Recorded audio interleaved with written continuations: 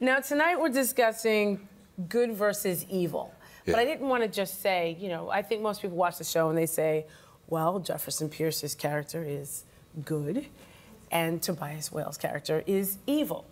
But I actually think there's shades of gray in there. Yeah. Except for what you did to Khalil, we don't have issues. But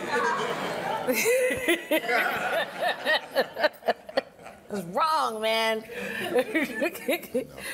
But in terms of the show itself, what's nice about the show is that it's not so cut and dry, and Right. we do ride those nuances. What are some of your favorite themes in the show? Well, I think, you know, primarily that you know, life is not black and white. It is shades of gray, and you know, very few people are 100% inherently good, and I can only think of one, and very few people are, you know, 100% inherently bad, and I can only think of one. So our show is I mean, it's a superhero show, but it is, we're trying to do more than that. And so I think that's what I love about the fact that we have those shades of gray. And I think, and hopefully that we also show the motivations behind those shades of gray. Mm-hmm. Absolutely. Because that's why you can kind of go with these characters and trust them. You know, if their actions aren't motivated, then it becomes that black and white. So, yeah. How about you? What are some of your favorite scenes or episodes that ride that? Well, that we have line? so many. I think every episode kind of rides that. And, you know, just to add to what my brother said, I think that no one is one way all the time. I highly doubt that, you know, we're always happy, or we're always sad, or we're always, you know, glad or always mad. I think that the duality of man is what makes our show unique. My process varies, you know, depending on what the scene is, to be honest. I have like my set process, but then I have to veer off a little bit because sometimes I'm called to work to do some really outlandish, heinous things that aren't in me at all, you know? So I have to... You don't rip kids' spines out on the weekends? I don't do all of that, you know? I don't slap people during chess games or anything like that. But nobody be playing chess with you. Spades is out of the question. Right.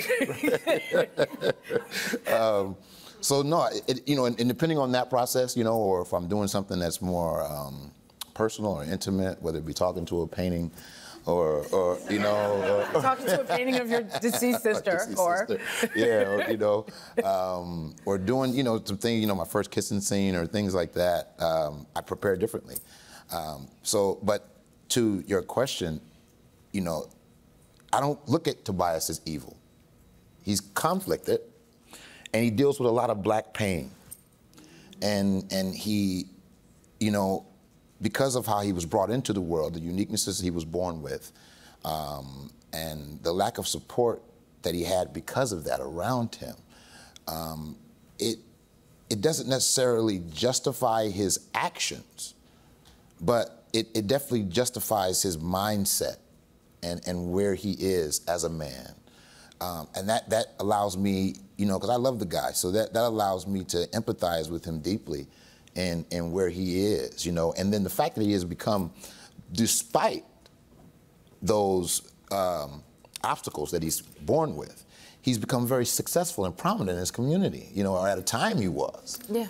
No longer is he, but at a time he was. And that lends itself to his ability to have this superiority complex above all, because he was faced with adversity. And yet he didn't allow those things to excuse him from wanting to achieve the greatest heights in life. So I don't think anybody that has that level of intellect and emotional instability, you know, is always evil or bad or you know what I mean? There's a reason. I like to never look at what a person's doing. I like to look at why they're doing it. And that will explain to you everything, not the what. I never focus on the what. I always focus on the why. How and why do you think the show manages to toe the line so well between authenticity and being contrived when it comes to tackling real issues, like Black Lives Matter, violence against the queer community, plus genre issues like tracking down a group of super metas? So wait, say that again at the beginning? Basically, how and why do you think the show manages to toe the line so well between authenticity and being contrived? In all the things we were talking about. Yeah, I mean, I think we work best when, and I'm gonna be honest, I don't know if we always succeed, but I know that we're trying, but I think we work best when we allow the audience to fill in the blanks. That we simply, when the subjects, the social subjects come up in an organic way that are they just happen to be part of the scene. You know, like the moment I know it's the first episode, but I always kind of go back to it as like that to me was when it worked best was, you know, Anissa goes to this protest. Scene episode 1, she goes to this protest and gets arrested, and then I gotta go bail her out. And so that's just organic, it happens. And so in the midst of that, we're driving and we're having this conversation about, you know, protest or, you know, how to protest. And then in the midst of that, you get pulled over by the cops and we have this, you know, driving while black moment. Like, to me, that's when the show works at its best because it's just organically, and we didn't have to like stop, look at the camera and go, you know, many times a year, black men. It just happened. And so I think that's when it really, when it works beautifully.